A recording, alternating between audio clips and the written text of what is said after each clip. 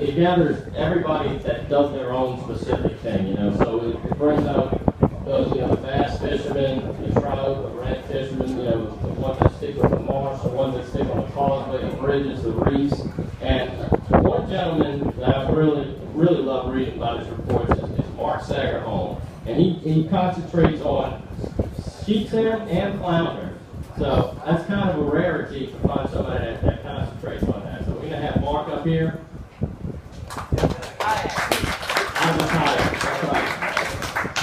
Mark runs some rigs that he typically uses. And Mark, you want to start out with when you started fishing this area, what specific area you fish? Evening. I mostly fish the trestles. That's my favorite spot to go because it has all the major food groups. It's got flounder, which I call the dachshund of the sea because it's funny looking. And I also like the fact that it has sheepshead. I call them striped snapper. I'm from Florida, and we love sheepshead over there. Over here, everybody turns their nose up at them because they're a pain in the ass to clean. I got some tricks for that too. But I found that the best place for sheepshead is going to be either oyster beds or oyster beds. Also, of course, your vertical structure like pilings, rocks, that kind of thing. Trestle seems to be the best spot for sheepshead consistently. And I've caught them real small, I've caught them real big, all the way up to almost 30 inches.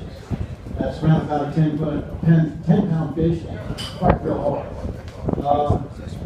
But another thing about the sheepshead that I like is that most times they're at the trestles year round.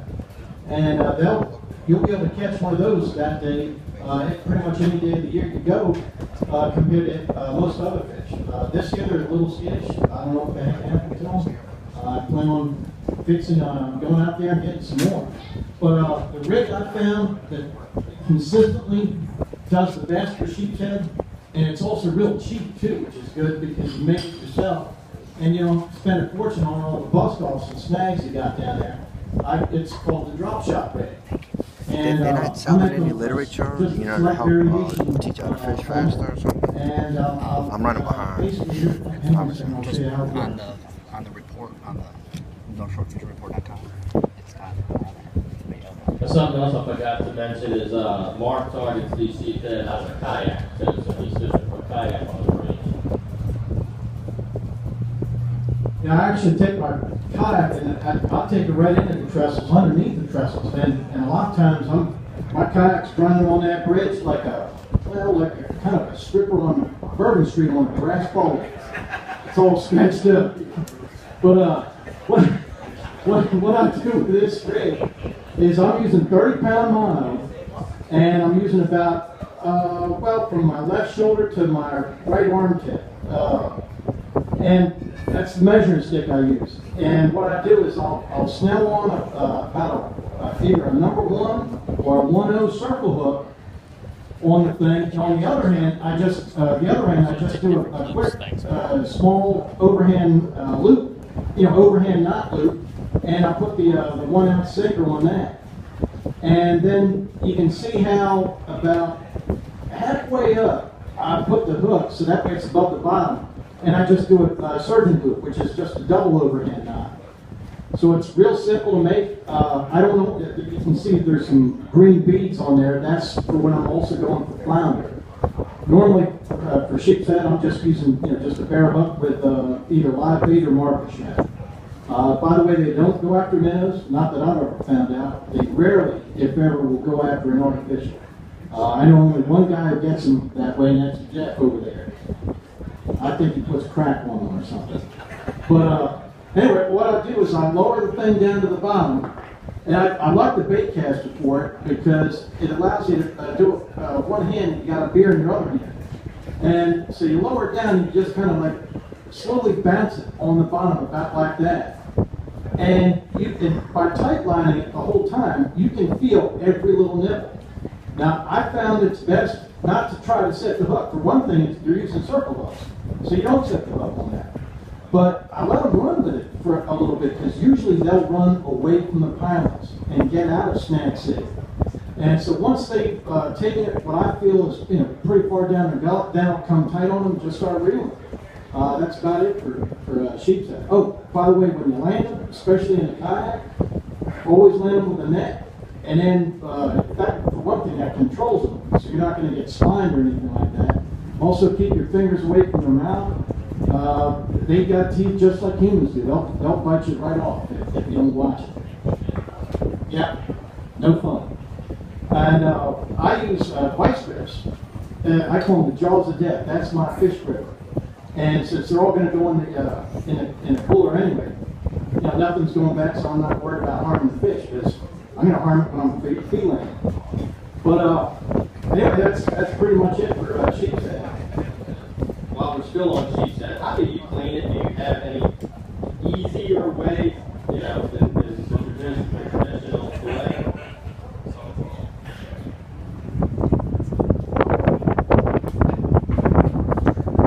Now, what I do for sheepshead, because I got tired of cleaning so damn many of them, is I got one of those Kevlar filleting gloves. I put it on my left hand, and then from I think it was Cabela's or Bass Pro, I got one of those long ass 12-inch serrated heavy-duty knives, and I usually use that for tuna chunking or whatever. But that one I found out is great for cutting through sheepshead.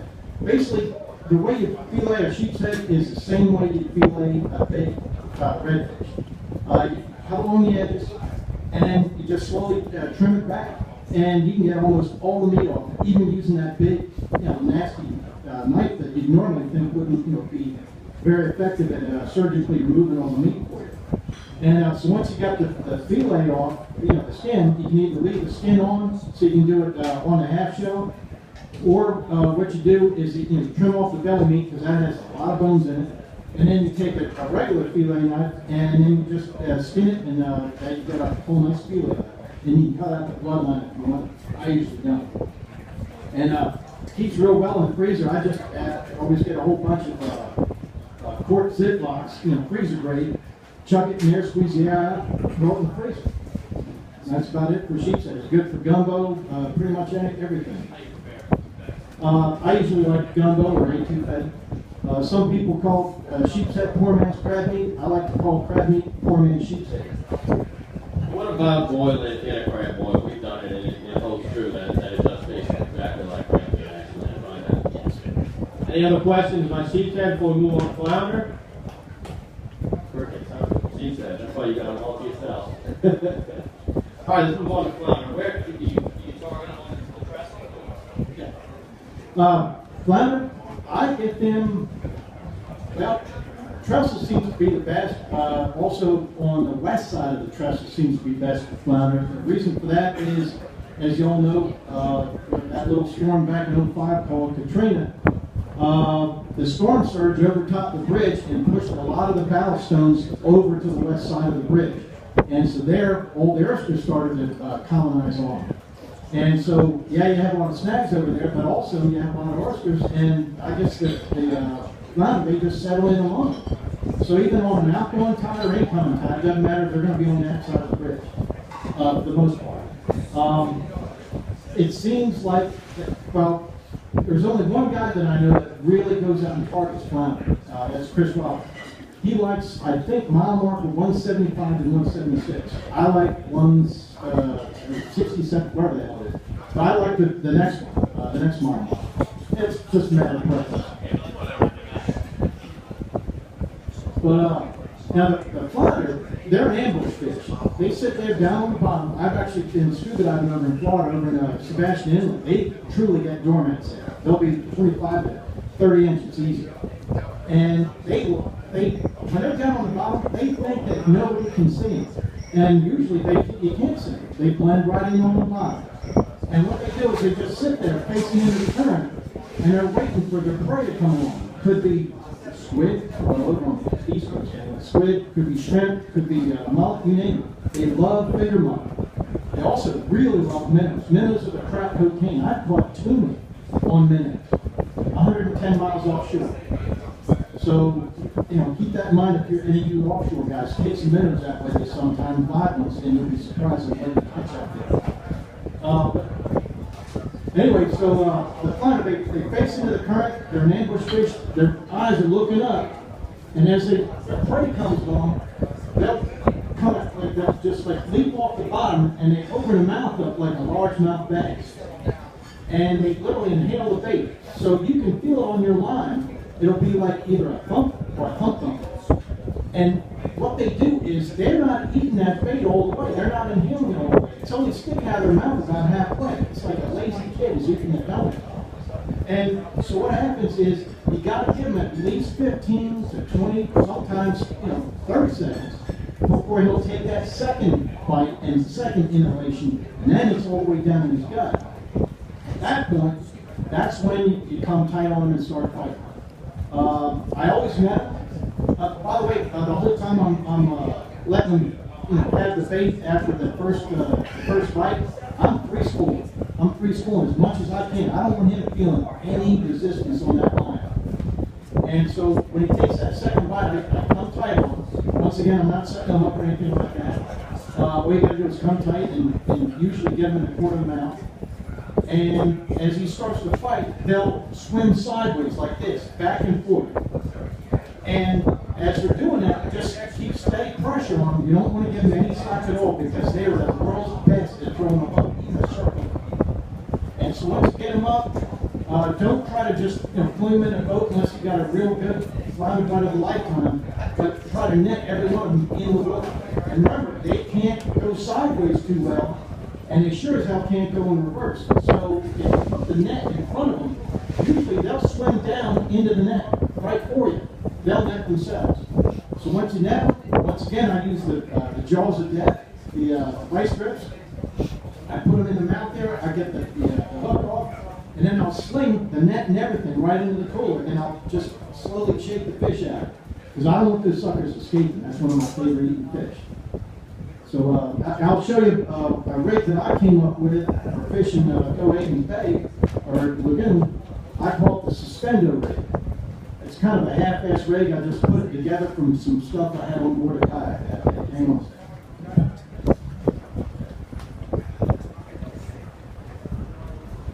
You think that's what Matt's going after in these for?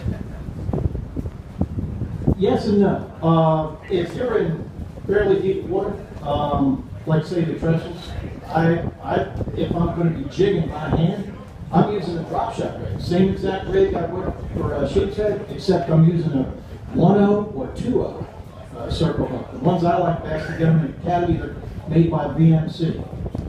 Real cheap too. Well, not as cheap as Eagle Claw, but they're anyway, the suspender rig, I like that because I can dead stick it out the back of the kayak, out of the one of my spare rod holders. So while I'm jigging by hand, I'll have this thing slung out the back, and what I do before I put it out the back, I take the cork off, I unclip it, I lower the rig down to the bottom, and then I'll put the cork maybe at the most a foot below that, so that basically the weight will be kind of like dangling over along the bottom, about 1 foot above. And that way it's almost free-lining the bait. And I'm usually using minnow on that, or live shrimp. And so you can see how there's split shots right where the snap swivel is. That gets it down to the bottom for you. But then you have about 2 to 3 foot of basically free line.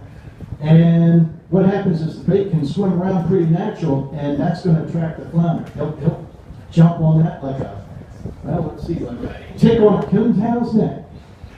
So, and also the other thing that's good about clipping it on like I did, where it's not clipped top and bottom just with one clip, is it'll act like, when you're reeling in the fish, it'll slide on down right to the snap swivel. And so it lets you bring the fish within net range. What about preparing? Cleaning or preparing flounder? Well, a lot of people I've seen them throw away the belly meat. Belly meat is good for two things. For one thing, if it's a good enough size flounder, you can get plenty of meat off the belly meat, the white side. And another thing, though, is that flounder belly, there's strips of that with the meat left on the skin, and you cut it into small strips. That's some of the best flounder bait you can use. And so a lot of times I'll whack up some strips and